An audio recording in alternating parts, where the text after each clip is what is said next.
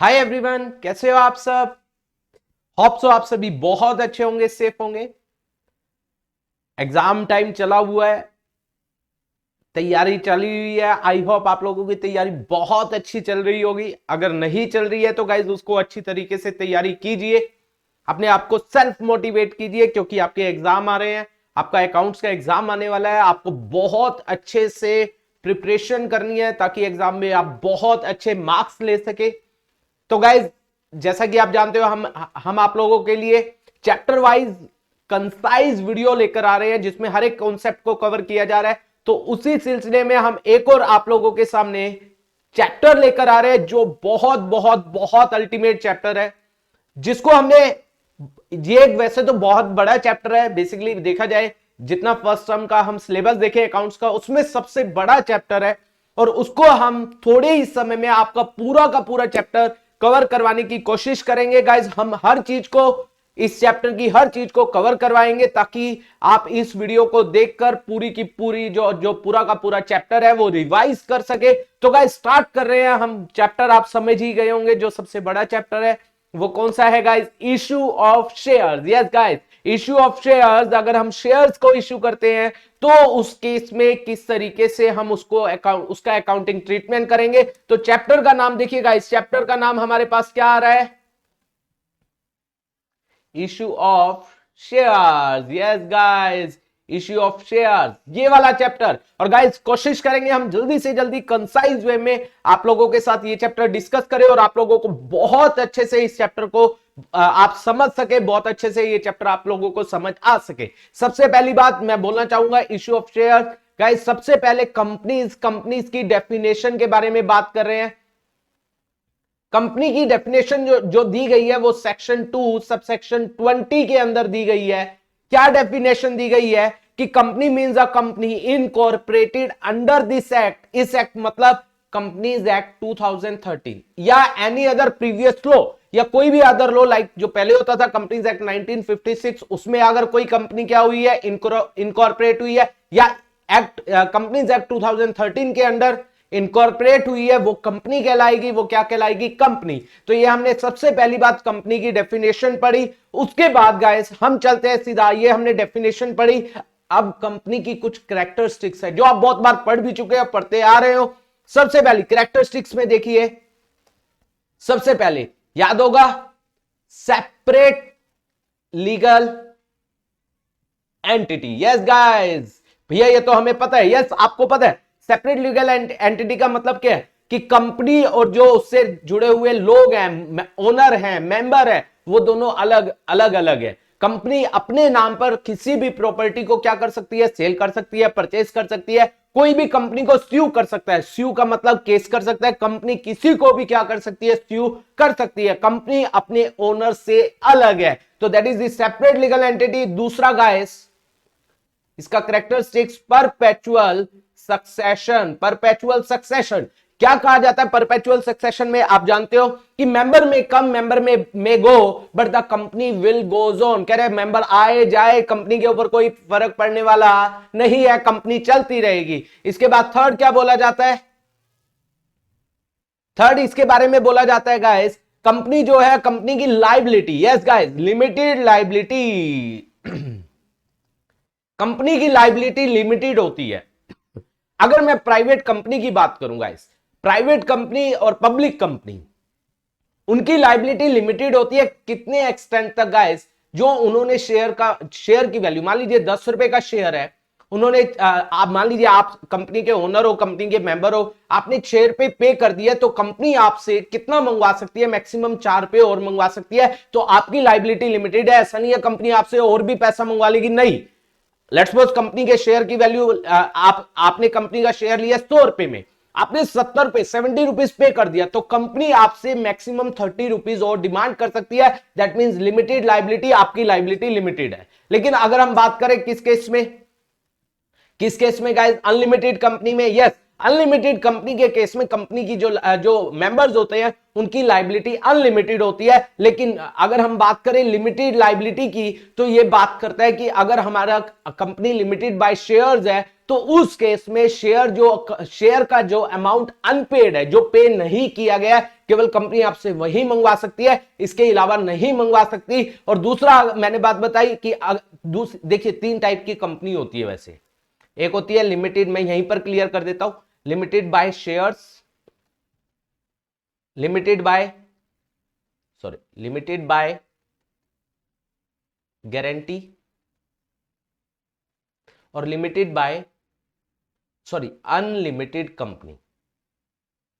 Alright, yes भैया, limited by share मैंने अभी बताया कि जितना आपने अनपेड वैल्यू है, मतलब जितने रुपीस का शेयर है 100 का, आपने 60 पे कर दिया तो अनपेड कितना है 40, कंपनी उतना ही मंगवा सकती है, उससे ज्यादा नहीं मंगवा सकती। ये बात आपको समझ आ गई। लिमिटेड बाय गारंटी, जितना आपने गारंटी किया हुआ है, लिमिटेड बाय गारंटी का मतलब क्या होता है, जो मेंबर्स ने गारंटी किया हुआ है कि हम at the time of winding up, guys ये कब होता है, eight the time of winding up, कि जब कंपनी वाइंडिंग अप होगी, कंपनी जब बंद होगी, तो हम एसेट्स में इतना पैसा क्या करेंगे, गारंटी कर रहे हैं, तो उस समय उतना आपको क्या करना पड़ेगा, देना पड़ेगा। That is limited by guarantee, कि आप गारंटी कर रहे हो कि जब कंपनी बंद होगी तो इतना पैसा आपको देना पड़ेगा, आपने ये गारंटी की है। और अनलिमिटेड कंपनी कौन सी होती है, जिसकी जो लाइबिलिटी होती है वो अनलिमिटेड होती है, उससे तो नाम से ही क्लियर होता है। तो यूजुअली अनलिमिटेड कंपनी हमारे इंडिया में नहीं होती है, तो इसीलिए इसकी लाइबिलिटी यूजुअली क्या बोला जाता है, लिमिटेड होती है। चलिए गाइस आगे चलते हैं, आई होप ये बात आपको समझ आई होगी। फोर्थ पॉइंट, जल्दी जल्दी करते चलते हैं गाइस। फोर्थ पॉइंट के बारे में क्या बोल रहा है,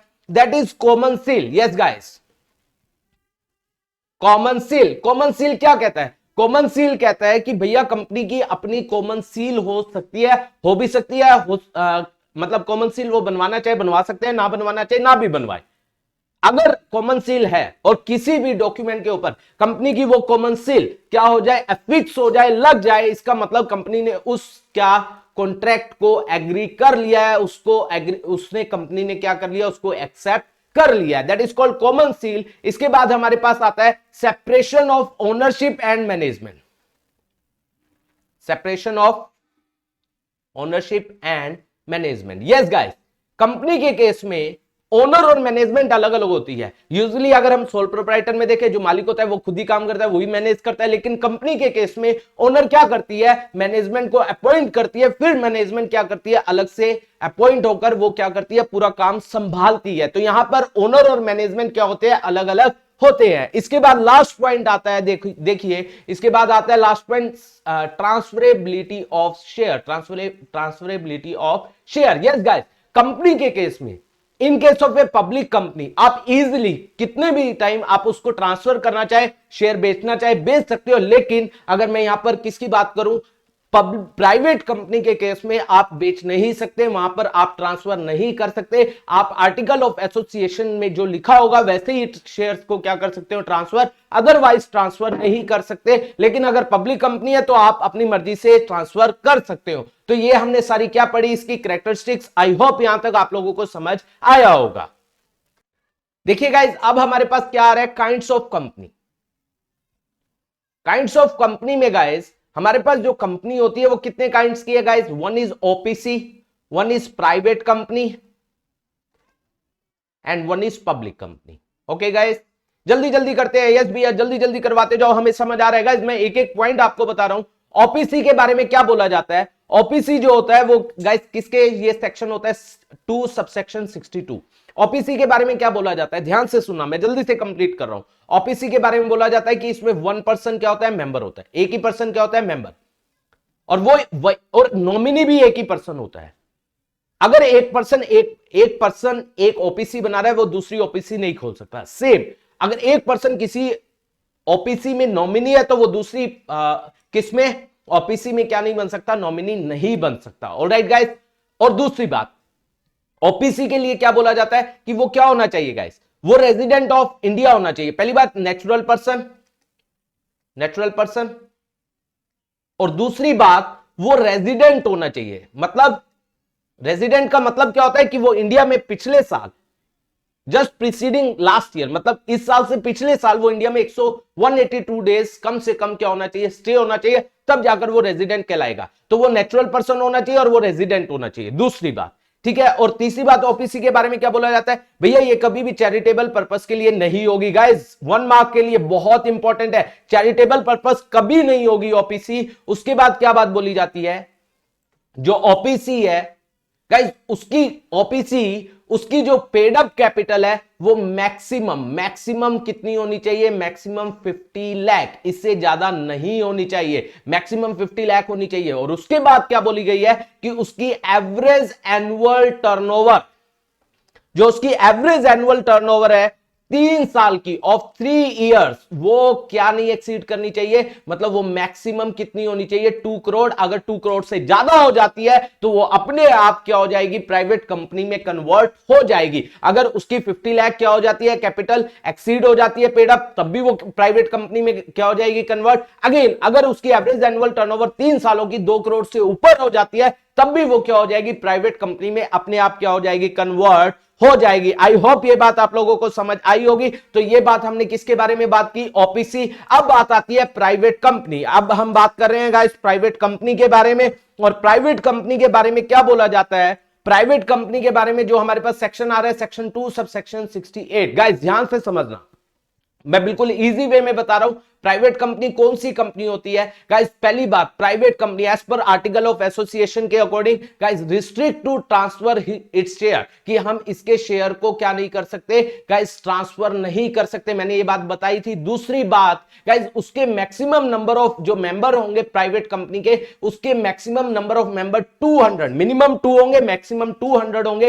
excluding past and present employee, excluding past and present employee. इसका मतलब क्या है गाइस, हमारे मान लीजिए आपकी क्या है, प्राइवेट कंपनी है, आपकी प्राइवेट कंपनी में आपके यहां एम्प्लॉय काम कर रहे हैं और उन्होंने आपकी कंपनी के शेयर लिए हुए हैं, तो गाइस वो भी क्या होंगे, वो भी मेंबर होंगे। लेकिन क्या कहा जा रहा है, उनको भैया आपको काउंट नहीं करना है, उनको आपको काउंट नहीं करना है, चाहे वो हटकर चला भी गया और उसके पास शेयर है, या जो अभी काम कर रहा है उसके पास शेयर है, गाइस उनको इंक्लूड नहीं करना है, करे excluding past and present employee. और तीसरा, वो किसी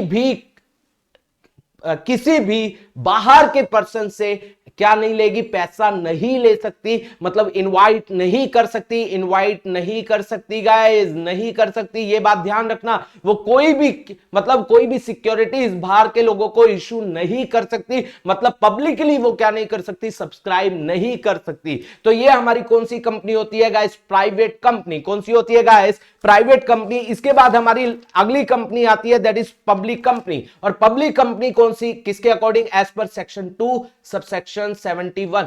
पब्लिक कंपनी के बारे में क्या बोला गया, बिल्कुल इजी, कह रहे which is not a private company, जो क्या नहीं है, प्राइवेट कंपनी नहीं है, that is the public company which is not a private company. ठीक है गाइस, तो गाइस एक बात मैं आपको और बताना चाहूंगा यहां पर जो इंपॉर्टेंट है, ओपीसी भी क्या होती है गाइस, प्राइवेट कंपनी होती है। इसके पीछे भी क्या यूज होता है, प्राइवेट लिमिटेड, और प्राइवेट तो प्राइवेट होती है, यहां पर भी प्राइवेट लिमिटेड यूज होता है, pvt.ltd, और यहां पर केवल लिमिटेड वर्ड यूज होता है, एलटीडी गाइस। और मैं इसके बारे में बताना चाहूंगा, इसमें जो मिनिमम नंबर ऑफ डायरेक्टर होते हैं 1 और मैक्सिमम होते हैं 15 डायरेक्टर, मिनिमम 1 मैक्सिमम 15, इसमें मिनिमम कितने होते हैं 2 मैक्सिमम 15, और इसमें मिनिमम 3 और मैक्सिमम कितने होते हैं 15। आई होप ये बात आपको kinds of company, private, public और ओपीसी आप लोगों को बहुत अच्छे से क्लियर हुई होगी। चलिए गाइस आगे हम स्टार्ट कर रहे हैं अगले टॉपिक को। देखिए गाइस, अब हमारे पास जो टॉपिक आ रहा है, अब हमने अभी तक क्या पढ़ा कि कंपनी 3 टाइप की है, one is OPC, private and public. अब जो प्राइवेट और पब्लिक कंपनी है, वैसे ये टॉपिक मैं करवा चुका हूं, लेकिन दोबारा एक बार डिस्कस कर रहा हूं। प्राइवेट और जो पब्लिक कंपनी है उसको भी क्लासिफाई किया गया कि वो भी 3 टाइप की हो सकती है। One is limited by share, दूसरा लिमिटेड बाय गारंटी, और तीसरा अनलिमिटेड कंपनी। ठीक है गाइस, सबसे पहले मैं बात कर रहा हूं लिमिटेड। अगर लिमिटेड बाय शेयर है तो इसका मतलब गाइस कहने का क्या हुआ, गाइस इसके अंदर जो मैंने बताया था लिमिटेड बाय शेयर्स का मतलब, जो शेयर्स का, जिसे हम लिमिटेड कंपनी बोलते हैं, कि उस केस में क्या बोला जाता है, जितना अमाउंट अनपेड है, क्या वर्ड यूज किया जाता है, जितना अमाउंट शेयर के ऊपर अभी पे किया नहीं है, कंपनी केवल उतना ही मंगवा सकती है एज पर सेक्शन 2 सबसेक्शन 22। अब बात आती है limited by guarantee. Limited by guarantee का मतलब क्या है कि जो कंपनी के मेंबर्स ने गारंटी किया है कि जब कंपनी, अगर ये केवल कब होता है, eight the time of winding up, कि अगर कंपनी बंद होती है तो हम एसेट के लिए हम इतना पैसा क्या करते हैं, गारंटी, और उतना पैसा हम at the time of winding up, केवल वाइंडिंग अप के समय हम ये पैसा क्या करेंगे, देंगे। That is called limited by guarantee as per section 2 subsection 92। इसके बाद अनलिमिटेड कंपनी, ये क्या होता है गाइस, अनलिमिटेड कंपनी अगेन जिसकी लाइबिलिटी जो है वो अनलिमिटेड होती है गाइस, और यूजुअली इंडिया के अंदर ये पाई नहीं जाती है। ऐसा नहीं है कंपनीज एक्ट इसको परमिट नहीं करता है, परमिट करता है, लेकिन यूजुअली ये इंडिया के अंदर पाई नहीं जाती है। Section 2 subsection 21। आई होप ये भी आपको समझ आया होगा, तीनों पॉइंट आपको क्लियर हुए होंगे। अब हम बात कर रहे हैं गाइस बहुत इंपॉर्टेंट टॉपिक के बारे में, ध्यान से समझना, दैट इज शेयर। शेयर्स क्या होते हैं गाइस, आपको क्लियर होना चाहिए। शेयर्स होते हैं जब हम अपनी टोटल कैपिटल को छोटे छोटे टुकड़ों में, छोटे छोटे डिनोमिनेशंस में क्या कर देते हैं, डिवाइड। वो जो छोटे छोटे टुकड़े हैं उन्हें शेयर बोला जाता है। मान लीजिए हमारी कैपिटल जो है वो 1 लाख की है, हमने इसके क्या कर दिए, 10,000 टुकड़े बना दिए। 10,000 कितने का, 10 का 1। तो ये जो 10,000 छोटे छोटे टुकड़े हैं, इन्हें 10,000 को क्या बोला जाएगा, शेयर्स बोला जाएगा। क्या बोला जाएगा, शेयर्स। आई होप यह बात आपको समझ आई होगी। जब कैपिटल को हम छोटे छोटे टुकड़ों में डिवाइड कर देते हैं, उसे हम छोटे छोटे टुकड़ों को, उन छोटे छोटे टुकड़ों को शेयर्स बोलते हैं। अब शेयर्स कितने टाइप के होते हैं, आपको 2 टाइप के होते हैं पता है। One is equity share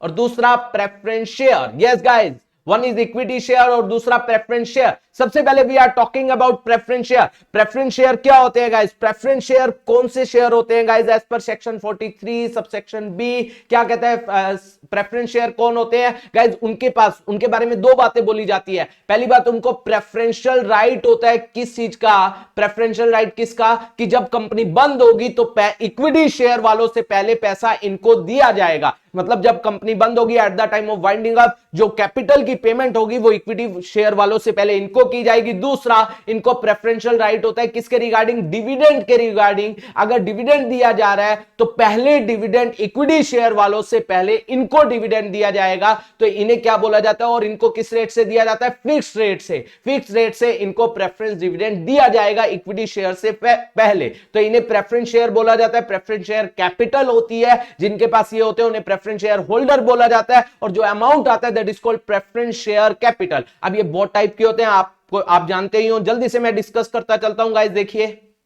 one is cumulative preference share, cumulative, non cumulative, participating, non participating, उसके बाद रिडीमेबल, यस गाइस बताते जाइए, इररिडीमेबल, उसके बाद कन्वर्टिबल, उसके बाद नॉन कन्वर्टिबल। गाइस क्लियर है। सबसे पहले चलते हैं गाइस हम क्यूमुलेटिव प्रेफरेंस शेयर। इसके बारे में क्या बोला जाता है कि अगर मान लीजिए किसी साल लॉस हो गया, लॉस हो गया तो शेयर होल्डर को क्या नहीं मिलेगा, डिविडेंड नहीं मिलेगा। तो प्रेफरेंस शेयर वालों को डिविडेंड नहीं मिला, और अगले साल प्रॉफिट हो गया, तो अगर वो क्यूमुलेटिव प्रेफरेंस शेयर है तो क्या बोला जाता है कि जो पिछले साल का पे नहीं हुआ है, जिस साल प्रॉफिट होंगे तो उनको पिछले साल के साथ साथ उस साल का भी क्या दिया जाएगा, डिविडेंड दिया जाएगा। मतलब जो पीछे का डिविडेंड पे आउट नहीं हुआ है वो भी साथ में क्या दिया जाएगा, डिविडेंड दिया जाएगा। उसे क्यूमुलेटिव बोला जाता है। और नॉन क्यूमुलेटिव कहते हैं भैया पीछे पूछे का नहीं दिया जाएगा, केवल जिस साल प्रॉफिट हुए हैं उसी साल का डिविडेंड दिया जाएगा, उसे नॉन क्यूमुलेटिव बोला जाता है। इसके बाद नेक्स्ट आता है पार्टिसिपेटिंग। पार्टिसिपेटिंग प्रेफरेंस शेयर क्या होते हैं कि हमने मान लीजिए लेट्स सपोज प्रॉफिट्स हुए, हमने प्रेफरेंस शेयर वालों को डिविडेंड दे दिया, इक्विटी वालों को भी दे दिया, फिर भी पैसा बच गया। तो पार्टिसिपेटिंग क्या होते हैं, पैसा बचने के बाद उनको फिक्स रेट से जो डिसाइड होता है उनमें जो बचा हुआ पैसा है उसमें भी क्या करवाया जाता है, पार्टिसिपेट करवाया जाता है। उसे पार्टिसिपेटिंग क्या बोला जाता है, प्रेफरेंस शेयर। और नॉन पार्टिसिपेटिंग क्या होते हैं, भैया आपको पैसा मिल गया फिक्स रेट से, प्रेफरेंस को इक्विटी को दे दिया, पैसा बच गया। अब प्रेफरेंस वाले क्या नहीं करेंगे, देखेंगे नहीं, उस पैसे पे नजर नहीं रखेंगे, भैया आप नॉन पार्टिसिपेटिंग हो, तो उसे नॉन पार्टिसिपेटिंग बोला जाता है। इसके बाद आता है रिडीमेबल। रिडीमेबल क्या होते हैं, जिनको एक पर्टिकुलर समय के बाद, मतलब एक ड्यूरेशन होती है, लेट्स सपोज ड्यूरेशन जो मैं बात करूं 20 ईयर्स से ज्यादा की नहीं हो सकती, मतलब 20 ईयर्स उसका लास्ट समय होता है, मतलब जो उसकी स्पैन ऑफ लाइफ होती है मैक्सिमम 20 ईयर्स होती है। कुछ शेयर मान लीजिए 10 साल के हमने प्रेफरेंस शेयर इशू किए 10 साल के लिए, तो 10 साल के बाद उनको पे ऑफ किया जाएगा, उससे रिडीमेबल प्रेफरेंस शेयर बोला जाता है। मतलब एक पर्टिकुलर टाइम ड्यूरेशन के बाद उनको पे किया जाएगा, दैट इज कॉल्ड रिडीमेबल। और इरिडीमेबल क्या होता है, जो केवल कब पे होंगे, eight the time of winding up. और इंडिया के अंदर इरिडीमेबल होते नहीं है, और ये उनकी जो मैक्सिमम लाइफ होती है वो 20 इयर्स होती है। तो गाइज आई होप आप लोगों को रिडीमेबल और इरिडीमेबल भी समझ आया होगा। इसके बाद कन्वर्टेबल। कन्वर्टेबल क्या होते हैं, जिनको हम इक्विटी शेयर में कन्वर्ट कर सकते हैं, उन्हें कन्वर्टेबल बोला जाता है। और नॉन कन्वर्टेबल, जिसको हम क्या नहीं कर सकते, कन्वर्ट नहीं कर सकते, उन्हें क्या बोला जाता है, नॉन कन्वर्टेबल प्रेफरेंस शेयर। तो ये हमने जो बात की वो किसके बारे में की,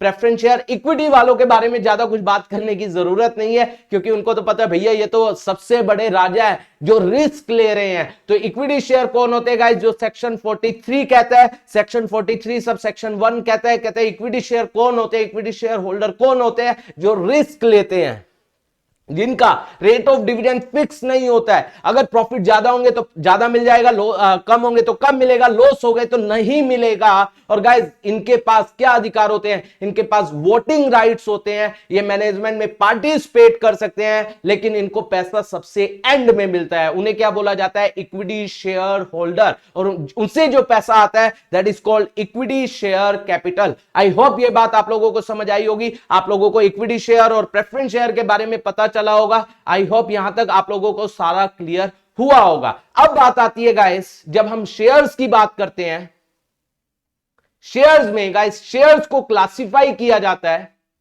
कैसे, authorise share capital, issued share capital,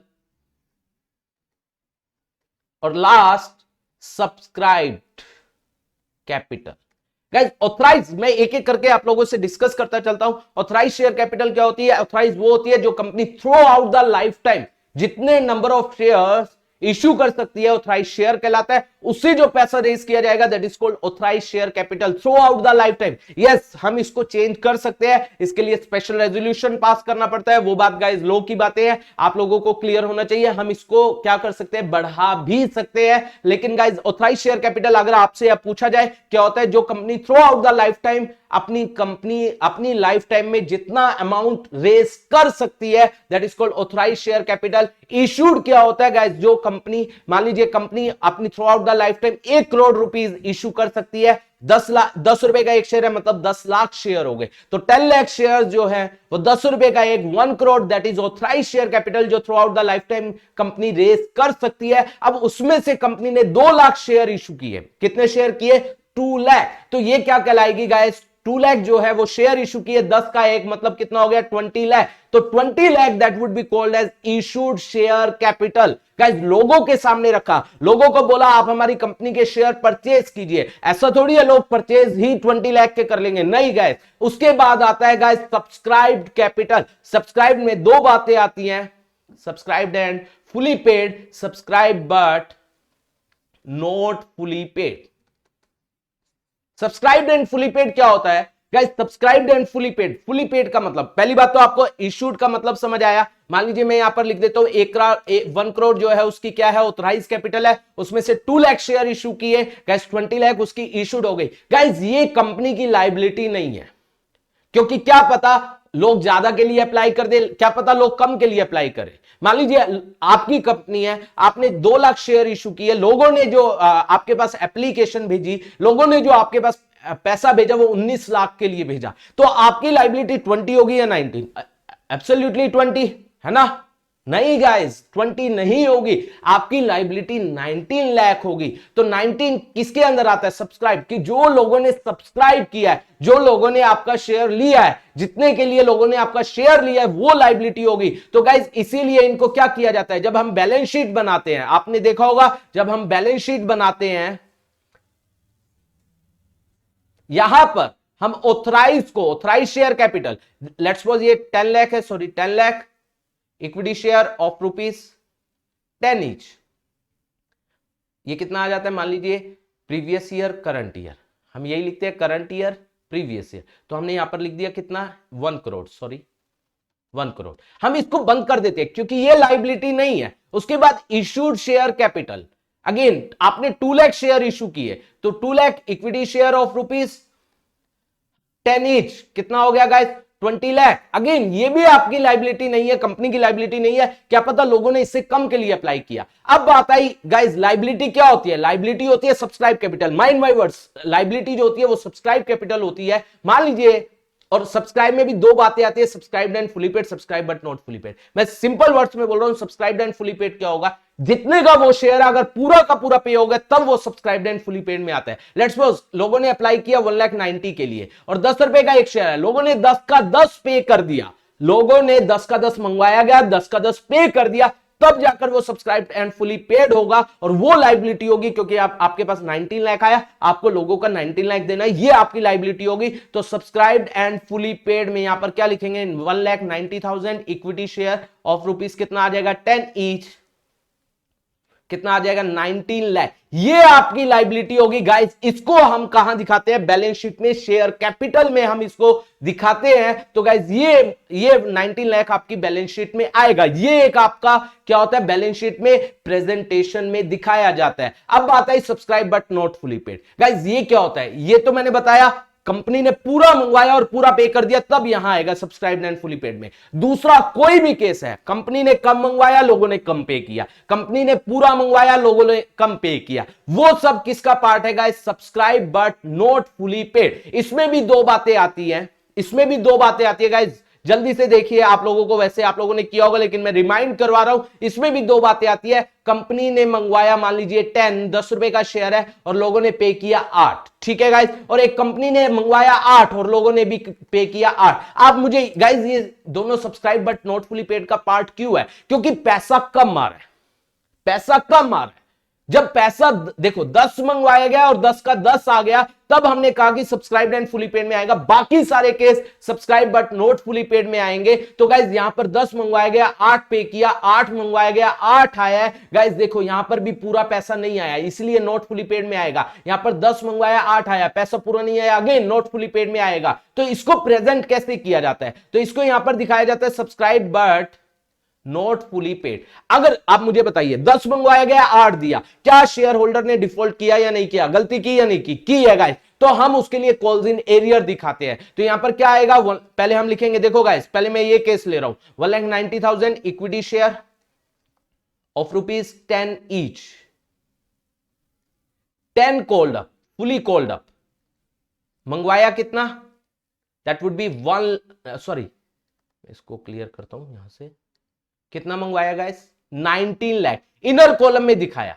और लोगों ने क्या किया, डिफॉल्ट किया है, minus calls in arrear, minus calls in arrear, कितने रुपए डिफॉल्ट किया, 2 रुपए। तो 1,90,000 मल्टीप्लाई में 2 रुपीज, दैट वुड बी कितना आ जाएगा, 3,80,000। इसको हम डिडक्ट करेंगे, बाकी हम आउटर कॉलम में दिखाएंगे। ये हमारा जाकर कहां पर आएगा, बैलेंस शीट। कहता है भैया अगर डिफॉल्ट किया है तो आपको दिखाना पड़ेगा कि ये डिफॉल्ट हुआ है, कॉल्स इन एरियर आपको प्रेजेंट करना पड़ेगा। लेकिन यहां पर देखो दूसरा के 8 रुपए है, 8 रुपए ही मंगवाया गया, 8 ही दिया, आप बताओ कोई डिफॉल्ट हुआ या नहीं हुआ, नहीं हुआ। तो इसको कैसे दिखाएंगे, अगेन इसको subscribe but not fully paid में दिखाया जाएगा। कैसे, 1,90,000 इक्विटी, अब कोई डिफॉल्ट नहीं है, ऑफ ₹10 का एक है, 8 called up and paid up, 8 मंगवाया गया और पे भी कर दिया। अब कोई कॉल्स इन एरियर है, करने की जरूरत नहीं है। तो 1,90,000 मल्टीप्लाई में 8 कितना आ जाएगा, 18 में मेरे ख्याल से 162 होता है शायद,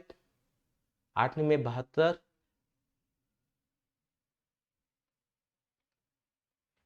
19 8, 8 में 72, 2 8 कम 8, 1,52,000। तो ये आ जाएगा हमारा 1,52,000, सॉरी 15,20,000, ये हमारा आउटर कॉलम में आ जाएगा।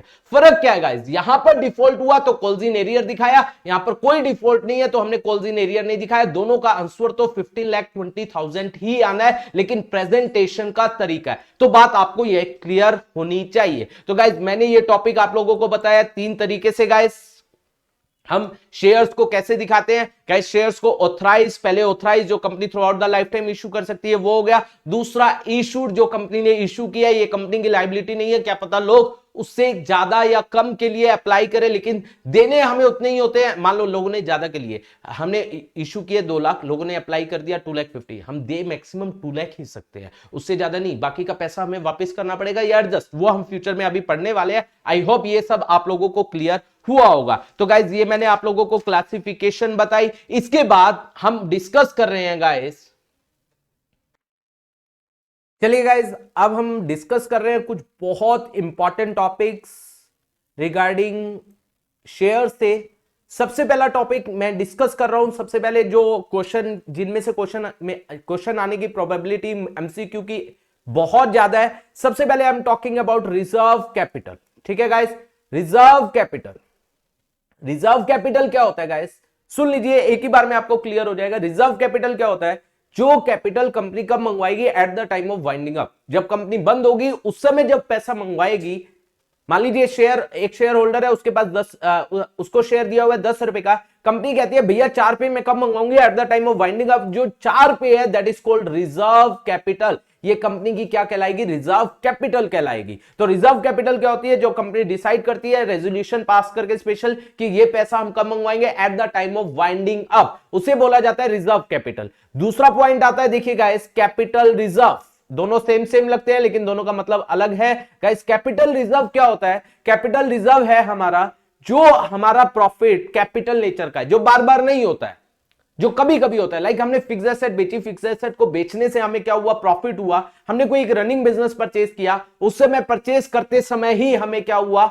हमें बिजनेस परचेज करते समय प्रॉफिट हुआ। इस तरीके से बहुत सारे ऐसे प्रॉफिट होते हैं जो बार बार नहीं होते हैं, उन सबको कैपिटल रिजर्व में डाला जाता है। और इस रिजर्व का यूज केवल कैपिटल नेचर के लॉसेस के लिए ही किया जाता है। आई होप ये भी बात आपको समझ आई होगी। इसके बाद थर्ड हम डिस्कस कर रहे हैं, देखिए गाइस, स्वेट इक्विटी शेयर।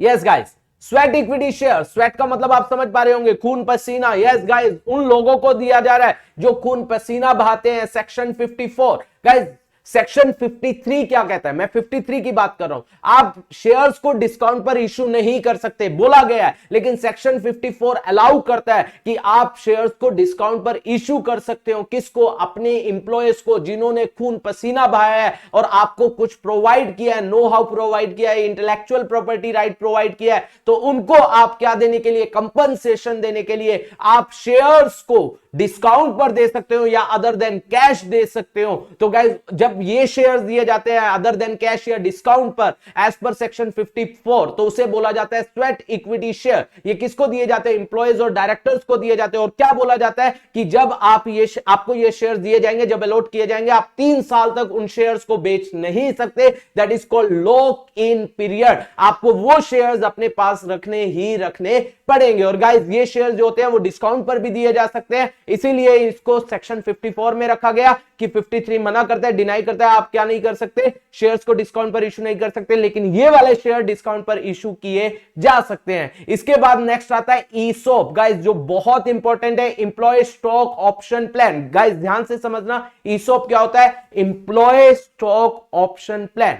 ये बेसिकली क्या होता है? जब हमें लगता है कि हमें अपने जो इंप्लॉयज है उनको लालच देना है। मान लीजिए लेबर टर्नओवर बहुत ज्यादा है। लेबर टर्नओवर का मतलब क्या होता है? इंप्लॉय छोड़ कर जा रहे हैं, हम उन्हें क्या दे रहे हैं? लॉलीपॉप दे रहे हैं। क्या दे रहे हैं? लॉलीपॉप। उनको मतलब रोकने की कोशिश कर रहे हैं। हम उनको क्या कर रहे हैं? सुनना गाइस, ईसोप होता क्या है? हम उनको क्या कह रहे हैं? मान लीजिए अपनी कंपनी है, आप उस कंपनी के एमडी हो, आपके यहां से एम्प्लॉय टर्नओवर ज्यादा हो रही है। एक एग्जांपल दे रहा हूं, और भी बहुत सारे रीजन हो सकते हैं ईसोप के। आपके यहां पर एम्प्लॉय टर्नओवर बहुत ज्यादा हो रही है, आप उनको क्या दे रहे हो? लॉलीपॉप दे रहे हो। आप कह रहे हो भैया मेरा ये शेयर आज के टाइम मान लीजिए 100 रुपए का है, ठीक है? 100 रुपए का शेयर मैं आपको 3 साल के बाद 50 रुपए में दूंगा, 50 रुपीज में दूंगा। देखो गाइस, आज 100 रुपए में है, आप उसको बोल रहे भैया आज 100 रुपए का है, मैं आपको 50 में दूंगा, लेकिन 3 साल में दूंगा। लेकिन आपको मेरी कंपनी में बने रहना पड़ेगा। अगर आप मेरी कंपनी में रहोगे तब मैं आपको 3 साल के बाद वो किसका दूंगा? 50 का। अगर आप छोड़कर चले गए फिर आपको मिलने वाला नहीं है। और गाइस, ये एक सबसे बड़ी बात, इसमें खासियत क्या है? अब 3 साल हो गए, लेकिन बताना आज ही पड़ेगा जिन जिन को लेना। मान लीजिए आज आपने अनाउंस किया, बहुत सारे इंप्लॉयज ने बताया हमें इतने चाहिए, हमें इतने चाहिए, हमें इतने चाहिए, सबने बता दिया। अब 3 साल बीत गए, जो छोड़कर चले गए उनको नहीं मिलेगा, लेकिन जो अभी भी बने हुए हैं वहां पर भी उसके लिए वो ऑब्लिगेशन नहीं है। ऑब्लिगेशन मतलब उनको लेना ही लेना पड़ेगा ऐसा नहीं है, उनकी मर्जी है। उनको लगता है कि प्राइस जो है वो 40 रुपए हो गया, कहेंगे भैया हम नहीं लेंगे, क्या पता प्राइस 500 रुपए हो जाए, उनकी मर्जी है। जितने उन्होंने बोला था कि हम इतने शेयर लेंगे उनको मिल सकते हैं, अगर वो ना लेना चाहे तो वो ना भी ले, that is an option, that is not the obligation. Basically क्या होता है इसके अंदर, अगर मैं इसके बिल्कुल क्लियर कट बात करूं कि क्या क्या बातें मेन होती है, कि एक आज ही डिसाइड हो जाता है प्राइस इतने में दिया जाएगा, सम फ्यूचर डेट पर, आज नहीं दिया जा रहा, फ्यूचर डेट पर दिया जाएगा।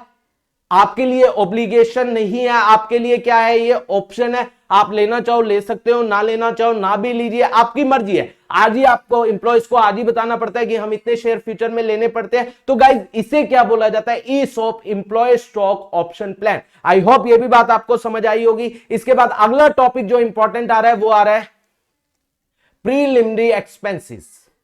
प्रीलिमिनरी एक्सपेंसेस क्या होते हैं गाइज? प्रीलिमिनरी एक्सपेंसेस होते हैं जो कंपनी को बनाने से पहले के खर्चे होते हैं। कंपनी को बनाने से पहले के खर्चे, लाइक आप कंपनी के रजिस्ट्रेशन करवा रहे हो उस पर खर्चा हो रहा है, आप एमओए बनवा रहे हो, ए बना रहे हो, उनको जीरोक्स करवा रहे हो उसके ऊपर खर्चा होता है। मतलब कंपनी को बनाने, ट्रायल रन कर रहे हो, ट्रायल रन पे खर्चा होता है। तो जो कंपनी को बनाने से पहले के खर्चे होते हैं उन्हें क्या बोला जाता है, प्रीलिमिनरी एक्सपेंसेस। और इसके बारे में क्या बोला जाता है, माइंड माय वर्ड्स गाइस, बहुत इंपॉर्टेंट। जिस साल ये होंगे उसी साल इनको क्या करवाया जाएगा, राइट ऑफ करवाया जाएगा। That is the meaning of preliminary expenses. और जिस साल वो अकर होंगे उसी साल उनको क्या करवाया जाएगा, राइट ऑफ करवाया जाएगा। आई होप ये पांचों के पांचों पॉइंट आप लोगों को समझ आए होंगे। देखिए गाइस, अब हम वो टॉपिक कर रहे हैं जिसकी आप लोगों को इंतजार थी। वैसे तो ये भी बहुत इंपॉर्टेंट है जो मैंने अभी डिस्कस किया, थ्योरी पॉइंट ऑफ व्यू से वेरी वेरी वेरी इंपॉर्टेंट, और इनमें से आप लोगों को एग्जाम में देखने को मिलेगा भी। अब हम शेयर्स को इश्यू कर रहे हैं, इश्यू ऑफ शेयर्स। अब इश्यू ऑफ शेयर्स कैसे कैसे किए जा सकते हैं गाइस? 3 तरीके से इश्यू ऑफ शेयर्स हो सकते हैं। एक तो हम क्या कर रहे हैं, प्राइवेट प्लेसमेंट कर रहे हैं, ठीक है गाइस। एक तो हम क्या कर रहे हैं, प्राइवेट प्लेसमेंट कर रहे हैं। दूसरा हम क्या कर रहे हैं, पब्लिकली इश्यू कर रहे हैं, पब्लिकली इश्यू कर रहे हैं कैश में। और तीसरा हम क्या कर रहे हैं, पब्लिकली इश्यू कर रहे हैं for other than cash, other than cash. Guys clear है?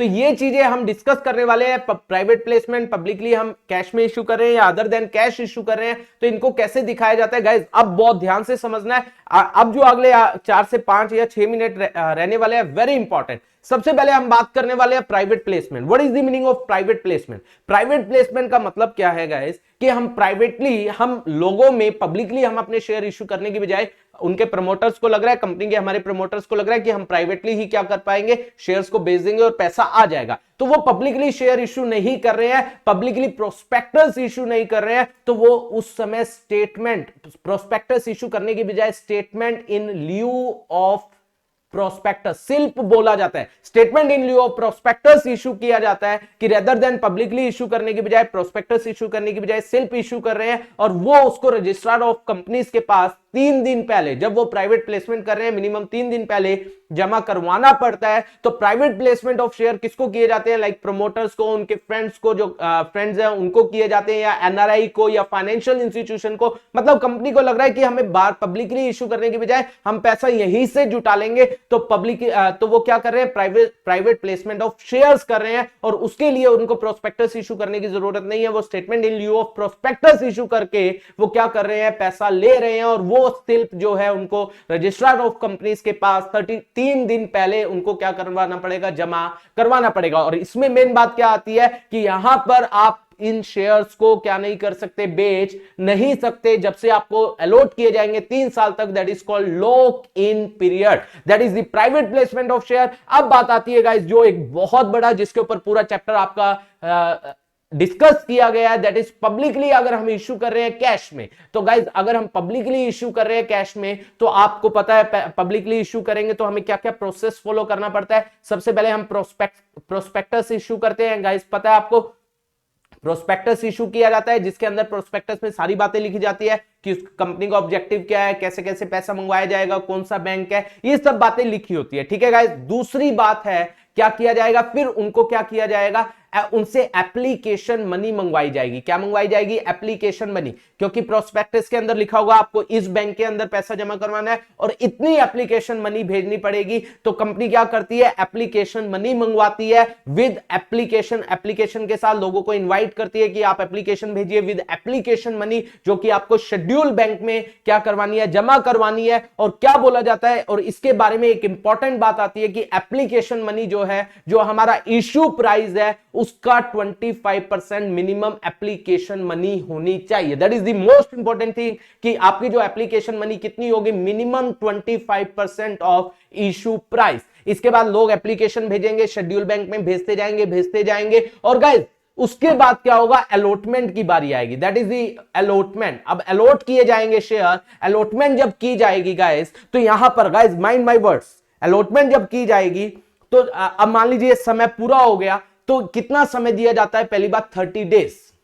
जब क्या किया हमने? प्रोस्पेक्टस इशू किए, उसके 30 दिन तक हम क्या करते हैं? एप्लीकेशन की वेट करते हैं। जैसे 30 दिन बंद हो जाएंगे, 31वें दिन किसी की एप्लीकेशन स्वीकार नहीं की जाएगी। 30 दिन तक जितनी एप्लीकेशन आ गई वो क्या की जाएगी? वो जो बैंक है वो किसके पास भेजेगा? कंपनी के पास। और वो वहां पर क्या चेक करेगा गाइस? अलॉटमेंट तभी करेगा जब मिनिमम सब्सक्रिप्शन आया होगा। Minimum subscription guys, companies act 2013 जो है वो मिनिमम सब्सक्रिप्शन के बारे में बताता नहीं है। वो ये बताता है कि मिनिमम अमाउंट आना चाहिए, लेकिन वो नहीं बताता है परसेंटेज। तो इसके बारे में कौन बताता है guys? SEBI, security and exchange board of India क्या बोलती है? जितना आपने क्या किया है गाइस, जो आपने इशू किया, जितना आपका इशू अमाउंट है, उसका मिनिमम 90% आपका क्या आना चाहिए? सब्सक्रिप्शन आना चाहिए गाइस। तो क्या करेंगे? बैंक हमारे पास भेजेगी, हम चेक करेंगे मिनिमम 90% सब्सक्रिप्शन। मान लीजिए हमने कितने के लिए? 10 लाख के लिए, लेट्स सपोज 20 लाख, वही एग्जांपल ले लेते हैं। उसके लिए हमने क्या किया था? 20 लाख के लिए हमने 2 लाख शेयर के लिए क्या किया था? लोगों के सामने प्रोस्पेक्टस इश्यू किया था। तो हम देखेंगे कि 90% मतलब 1,80,000 के लिए हमारे पास एप्लीकेशन आई है या नहीं आई। अगर एप्लीकेशन 1,80,000 के लिए नहीं आती है तो गाइस ध्यान से माइंड माय वर्ड्स, ये इंपॉर्टेंट चीज बता रहा हूं, तो हमें पैसा 15 दिन के अंदर अंदर, 15 डेज के अंदर अंदर हमें पैसा क्या करना पड़ेगा? वापिस। अगर हम 15 डेज के अंदर अंदर पैसा वापिस नहीं कर पाते हैं तो डिलेड पीरियड के लिए हमें 15% पर एनएम के अकॉर्डिंग उनको क्या देना पड़ेगा? इंटरेस्ट देना पड़ेगा। तो अगर 90% या उससे ऊपर आ गई है, तब जाकर हम क्या करेंगे? अलॉटमेंट। और उसके बाद हमारे पास बात आती है कॉल्स की गाइस। कॉल्स मंगवाई जाएगी, like calls, first call, second call, third call, fourth call, ये सब मंगवाई जाएगी एज पर जैसा हमारा किसके अंदर गिवन होता है? हमारा जो प्रोस्पेक्टस के अंदर गिवन होता है, वैसे हम क्या मंगवाएंगे? कॉल्स। अगर कॉल्स के बारे में नहीं बोला गया तो शेड्यूल 1 टेबल एफ को क्या किया जाएगा? फॉलो